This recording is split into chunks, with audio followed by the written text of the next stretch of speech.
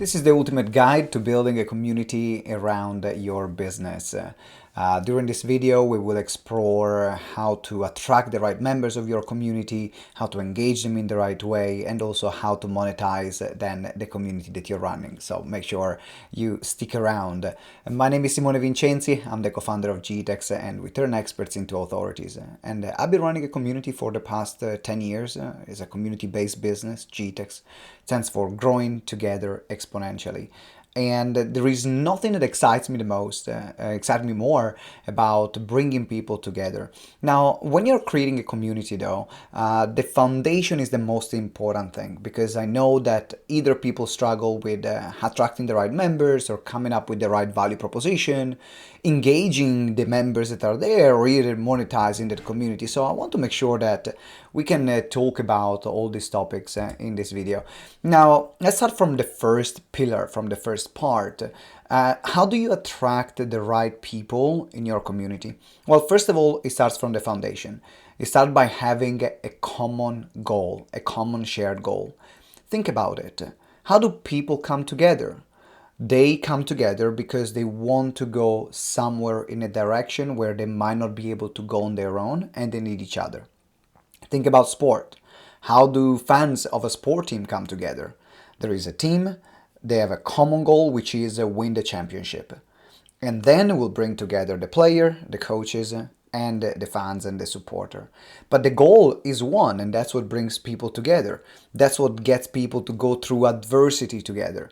So if you think about it, what is the common goal that you want your community to achieve? Now, for example, if you are creating a program, like we have a program where we help our clients to get to $10,000 a month in monthly recurring revenues. That's a common goal. So people that are going to that goal, that want to achieve that goal, they will come together and they can support each other and they can see themselves moving towards that goal together. And that's the most important thing. So whatever community you create, first of all, start from what is the common goal that that everyone is going to go and try to achieve. And there must be a finish line. It's important that there must be a finish line, in particular if you want to create a community around your offer, around your services, because otherwise, if you don't have a finish line, if there is not an end goal in mind, then people are going to feel confused. It's very difficult to track progress towards that outcome. Now, you can have different outcomes, and now sometimes can be smaller, like get to the $10,000 a month in monthly recurring revenues. But for example, I have a client that we work with. She runs an incredible community to increase, to triple, and the goal is to triple the number of women CEOs in Europe. Now that's a big goal. It doesn't take a year, it doesn't take 2 years. That will take a longer time. But still is a common goal that every single member then they're working towards, then they're working together. So that's number one. Make sure that you have a common goal. So what I want to know from you is, what is your goal? What is the goal, the common goal of your community? Just write it down, because that's going to be step number one. Now, let's move to step number two. Step number two, once you have defined a common goal, then we need to find a place where we can bring people together. And that's where we're discussing about the platform. Now, platforms, they can be, for example, social media platforms. You know, you have plenty of communities on Facebook, for example, has been for a long time. Facebook groups, it's been a number one platform to run communities. You have LinkedIn groups, that's another platform that can be used. You have Discord channels, there are Slack communities, and also there are private or specific community platform, like could be Circle or Mighty Networks, that they became quite popular, where now you're taking people away from social media. Now, when choosing the right platform, though, it is important to understand, to be clear about what are the pros and the cons. So let me help you identify them. What are the pros of identifying platforms like LinkedIn or Facebook, so that are on social media, is that people can engage with your community in a reactive way. What do I mean? I can go on Facebook or I'm going on LinkedIn and I'm scrolling, or I'm on Slack because I'm working with my team on Slack, or I'm on Discord because I'm part of already a lot of different communities. So I can engage with your community or with that particular community in a more reactive way, which means I got a notification, it's pinging, or maybe I'm already used to go on that particular platform. And now I see something happening in that community, reminds me that I'm part of that community. And then I can engage with someone else's post, I can engage with someone else's share, or some of the resources that are there. Now, this is the benefit of it. Now, the downside is that there is a lot of distraction. So, this platform, there will be multiple communities fighting for your attention. There will be multiple Slack notification, multiple Discord notification in communities. There will be multiple Facebook notification, LinkedIn notifications, which means that the attention of the person that you want to build a relationship with now is pinball from one thing to the other, because the platform wants to keep you in the platform. So, if you want to have more engaged members, actually I found that having platforms that are linked to social media or like Discord or Slack, people that are used already to go in, they were more likely to interact with that community, but also they will be also more likely to jump from one thing to the other. So their attention is going to be lower. Let's move to now the other specific platform, like community platform. Could be like Circle or Mighty Networks, and I know there are others. The challenge and the downside is that now you ask people to create a new behavior that they don't have yet. And that can be a big problem, because we are creatures of habits. So if I'm used to take my phone and scroll or go to a specific app, now if your community is already there, you are integrating that community in a behavior that I already have. So it's going to be easier for me to interact. Now, if I need to create another behavior, now I need to get into the habit of checking out, log in, open a tab on my browser, or go into a specific app just for that community, then it is more challenging for me, and this is less likely I'm going to engage. So you'll find that the engagement rate will actually drop. What's going to increase though is the quality of those relationships, because you know that everyone that engages in those communities, they actually really want to be there. They want to be active. They want to see what's going on, because they go to the trouble and tribulation to change habit and to change their way of doing. Now, the positive also, the other positive in terms of the higher quality of people that you will have, is also the fact that now is a more private and curated conversation. The person that you're building a relationship with, the member of that community, is not pinballed on 15 different directions. So actually, if they are in that community, if they are on that platform, they only go there to check out what's going on in the specific community, which means that you can build stronger relationships, and as well you can keep their attention for longer in the platform. So this is pros and cons. Now the question is, what kind of space do you want to create? Is a privacy and something which it feels like more unique and more bespoke really important for you? Then go for a separate platform. Is creating reactions and making sure that people see it no matter what? Then go for a social media platform. There is really no right or wrong. One thing to be aware though is that for longevity, a social media platform is risky, because let's say that Facebook goes out of business or they make changes, then from one day to the other, you don't own those data.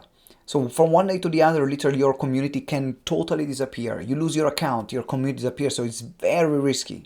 You will have you're trading the initial engagement for a very risky strategy long term. While if you have your own platform, you own the data, you own the email addresses, you have the phone numbers, so it is easier to create longevity in that community. So again, what's going to be your decision, right?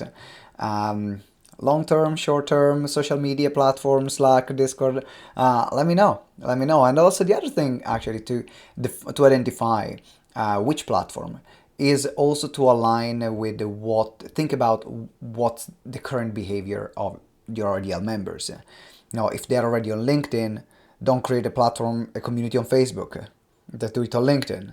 If they're on Facebook, most of the time, do it on Facebook. If they're on Discord, do it on Discord or Slack. So look at where are people spending already their time, and then you can make the decision in terms of which platform to use.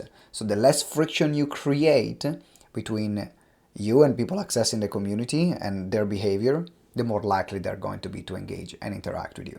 Okay, so we talked about common goal, we talked about platform. Now let's talk about engagement.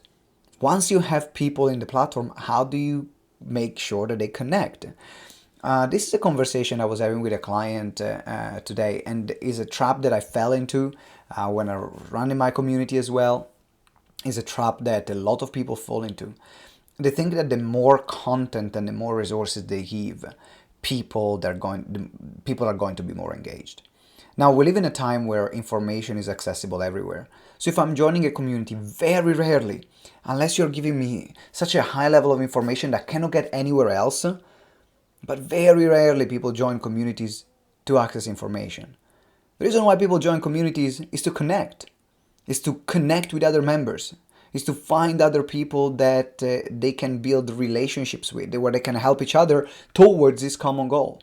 So don't make the selling point of your community the content that they're going to learn. Make the selling point of your community the connections that they're going to create.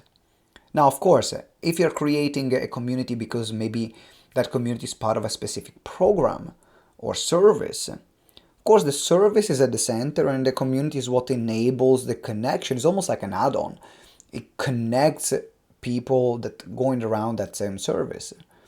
But if you want the community to live beyond that service that you deliver, for this connection and relationship to stay for longer, then make sure that the selling point is actually the connection that you're creating. So instead of spending time creating more and more content for your community, spend time making introductions, making connections, creating moments for people to interact with each other, to meet each other.